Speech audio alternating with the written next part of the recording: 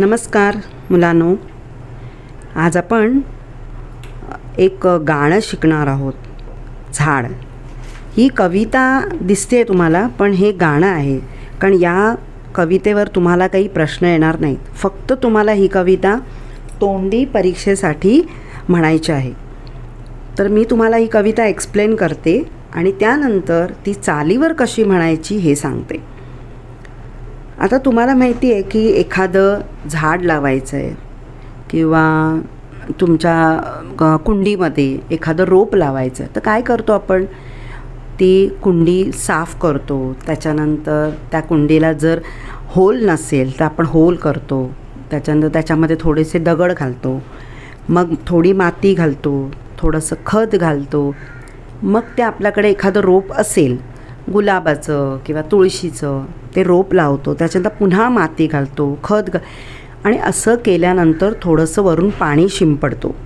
जास्त पाणी घातलं तर ती माती चिकट होते, म्हणून आपण थोडंसं पाणी घालतो आणि उन्हामध्ये ते झाड ठेवून देतो. तर तसंच एक मुलगी आहे या गाण्यामध्ये, तिला झाड लावायचं आणि त्या झाडापासून तिला भरपूर फुलं हवी आहेत. तर ती काय करते? त्या झाडाला सांगते, बाबा तू लवकर वाढ, मला फुलं पाहिजेत. आता आपल्या बोलण्याने तर झाड लवकर वाढणार नाही. तर आता ती त्यासाठी काय करते आपण गाण्यामध्ये बघायचं आहे. चिंगीने लावलं एक झाड, झाडाला म्हणाली लवकर वाढ. तुला रोज घालीन पाणी, तुझ्यासाठी गाईन गाणी. गाणे ऐकून फुलं फुलतील, फुलपाखरांचे थवे झुलतील. फुलतील फुलं छान छान, हसत राहील पानन पान. आता चिंगीने लावलं एक झाड, झाडाला म्हणाली लवकर वाढ. आता तिने झाड लावलं आहे, त्या मुलीचं नाव काय आहे? चिंगी. ती म्हणते, आता मी एक झाड लावलं आहे आणि ती झाडाशी गप्पा मारते, तू बाबा लवकर वाढ रे, मला खूप फुलं हवी आहेत. आता बघा, जेव्हा लहान बाळ असतं ते खूप रडतं आणि आईला ते खूप काम करायचं आहे. मग ती बाळाला लवकर सांगते, बाळा लवकर झोप, मला खूप काम करायचं आहे. मी काय करते, मी छान गाणं म्हणते तुझ्यासाठी आणि लवकर झोप, म्हणून ती अंगाई गीत गाते. आणि मग अंगाई गीत गात गात ते बाळ छान झोपतं आणि मग ती आपलं काम करायला घरामध्ये जाते. त्याप्रमाणेच ती झाडाला काय म्हणते, तुला रोज घालीन पाणी, तुझ्यासाठी गाईन गाणी. तुला मी पाणी पण घालणार आणि तुझ्यासाठी मस्त गाणं म्हणणार. झाडा झाडा लवकर वाढ लवकर वाढ. तुम्हाला माहिती आहे, आमच्या लहानपणी आम्हाला पाटी होती. पाटी याचा अर्थ स्लेट आणि पाटीवरची पेन्सिल. आता पण काही ठिकाणी यूज केली जाते, पण आमची शाळा खूप छोटी असायची आणि त्या शाळेमध्ये आम्हाला पाटीवर काहीतरी लिहायला द्यायचे, टेबल्स किंवा अ आई असं. आणि लिहिल्यानंतर अ आई लिहून झालं की आमच्या मॅडम सांगायच्या की आता ते पुसा आणि नंतर पुन्हा दुसरा अभ्यास करायचा आहे. मग आम्ही काय करायचो, ओला कपडा असायचा आमच्याकडे, तर आम्ही त्या ओल्या कपड्याने ती पाटी पुसून टाकायचो. आणि पाटी ओली आहे, जोपर्यंत सुकत नाही तोपर्यंत कसं लिहिणार? मग आमच्या बाईंनी आम्हाला गाणं शिकवलं की कावळ्या कावळ्या पाणी दे, चिमणी चिमणी वारा घाल. असं म्हणजे आता आपण कावळ्या कावळ्या पाणी दे म्हणजे कावळ्याने आपल्याला पाणी दिलं आहे, म्हणजे पुसलं आहे आपण. मग आता चिमणी काय करणार आहे? वारा घालणार.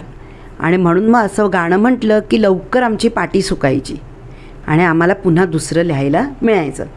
त्याचप्रमाणे ही जी मुलगी आहे ती काय सांगते, मी रोज तुला पाणी घालणार आणि गाणी पण म्हणणार तुझ्यासाठी. गाणी ऐकून फुलं फुलतील. तिला काय असं वाटतं की जर गाणं म्हटलं तर लवकर झाड वाढेल, झाडाला फांद्या येतील, फांद्या आले की त्यांना कळे येतील, कळे आले की फुलं फुलतील, असं तिला वाटतं आहे. आणि फुलं आल्यावर काय होणार? त्या फुलांवर फुलपाखरे येऊन बसतील. तुम्हाला माहिती आहे की जिथे छान छान सुंदर सुंदर फुले असतात तिथे फुलपाखरे येऊन फिरतात, कारण त्यांना फुलामधला मध याने शहद, फुलातला मध त्यांना खायचा असतो आणि म्हणून ते फुलपाखरू फुलांवर येऊन बसते. गाणी ऐकून फुलं फुलतील, फुलपाखरांचे थवे. थवे याचा अर्थ ग्रुप, जसं माणसांचा घोळका, फुलांचा गुच्छ, तसं फुलपाखरांचे थवे.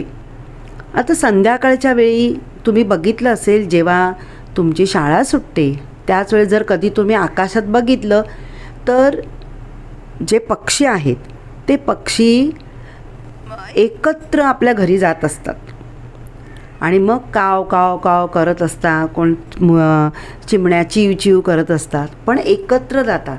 तर त्या एकत्र पक्षी जे असतात त्यांना म्हणतात पक्ष्यांचा थवा. त्याप्रमाणे फुलपाखरे भरपूर असतील तर त्यांनाही काय म्हणतात? थवा. फुलपाखरांचे थवे झुलतील. झुलतील म्हणजे एकत्र येतील. फुलतील फुलं छान छान, हसत राही पानन पान. म्हणजे फुलं छान फुलली की पानही खुश होतील. ते म्हणतील अरे आपले मित्र आले. जेव्हा आपण झाड लावतो तर हळूहळू त्याला मुळं येतात. मुळं आल्यानंतर फांद्या येतात. फांद्या आल्या त्याच्यानंतर पानं येतात. मग हे सगळे एकमेकांचे मित्र आहेत. जसे आपल्या शरीराचे हात, पाय, कान, नाक, डोळे हे अवयव आहेत, पार्ट्स ऑफ द बॉडी. हे सगळे अवयव आहेत. एक अवयव नसला तर आपल्याला चालेल का? नाही चालणार. आपलं काम अडेल, कारण सगळं काम एकमेकांवर अवलंबून असते. त्याच्यामुळे आपल्याला शरीराला सगळ्या अवयवांची गरज असते. त्याप्रमाणेच या झाडाला पानं आली, फुलं आली, सगळे खुश होतात, कारण ते सगळे एकमेकांचे मित्र आहेत. फुल म्हणा, फळ म्हणा किंवा कळ्या म्हणा, फांद्या म्हणा, हे सगळे एकमेकांचे अवयव आहेत. एखादा जरी भाग नसेल तर त्यांना चालेल का? नाही चालणार. त्याप्रमाणेच हे जेव्हा फूल फुलतं तेव्हा पान पण खुश होतं की अरे वा, माझा मित्र आला की माझी मैत्रीण आली. ते खुश होतात. तेव्हा हे सगळं कोण सांगतंय? ती चिंगी सांगते की असं जर तू आलास, जर फुललास तर मलाही खूप आनंद होईल. म्हणून ती त्याला रिक्वेस्ट करते की बाबा लवकर ये रे, लवकर वाढ. असं ती त्या रोपाला, रोप मीन्स प्लांटला ती बोलवते की भाई लवकर ये, फुलं पाहिजेत मला. ठीक आहे. आता ही कविता झाली. याच्यावर तुम्हाला काही प्रश्न विचारणार असतील, पण मी फक्त ही कविता तुम्हाला चालीवर म्हणून दाखवते. ती कविता तुम्ही नीट ऐकायची आहे आणि त्याचा परत सराव करायचा आहे. चिंगीने लावलं एक झाड, झाडाला म्हणाली लवकर वाढ. चिंगीने लावलं एक झाड, झाडाला म्हणाली लवकर वाढ.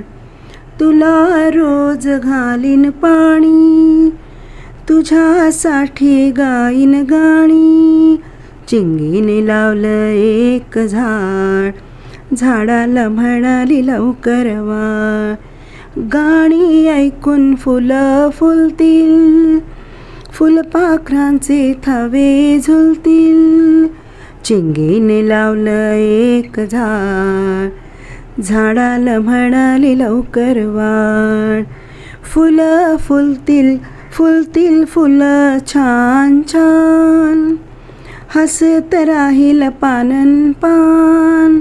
चिंगीने लावलं एक झाड, झाडाला म्हणाली लवकर वाढ. अगं लवकर वाढ, लवकर वाढ, झाडाला म्हणाली लवकर वाढ. चिंगीने लावलं एक झाड, झाडाला म्हणाली लवकर वाढ.